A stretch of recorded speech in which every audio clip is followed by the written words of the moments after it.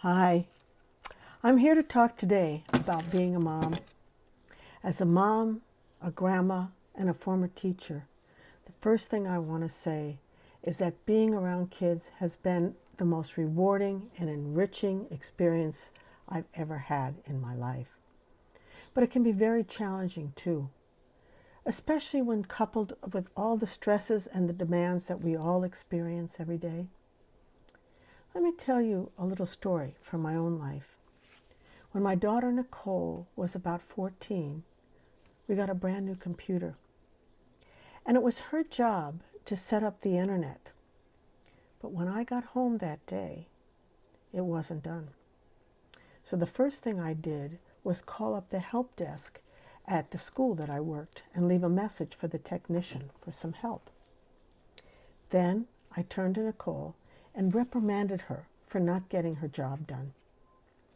Well, the next day, we got a call from that technician, and he was happy to help us.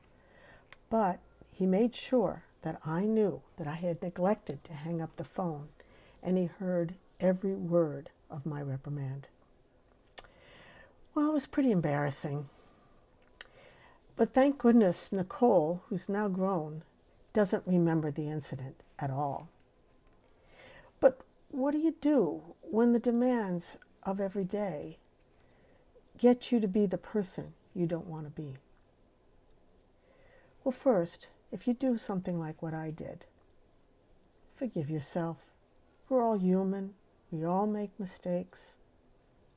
And we all do things we later regret. But next, turn to your child and talk to them. Children are very forgiving and very loving naturally, as long as you're honest with them.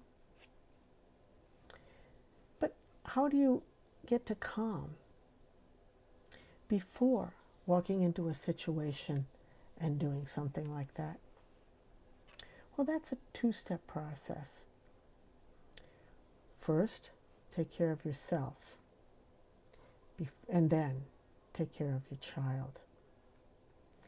And taking care of yourself involves awareness, learning when you're stressed and what that would feel like to you, and then stopping and pressing that pause button before entering the situation. Now, the HeartMath techniques are specifically designed to do that, and they can do that very simply and very quickly, usually in about a minute. Then, working with your child. But the thing is, let me tell you, just returning to calm alone will make a difference when working with anyone around you. And the reason for that is that HeartMath science teaches us that our heart produces an electromagnetic field that is measurable. And it's like a microwave or a radio wave.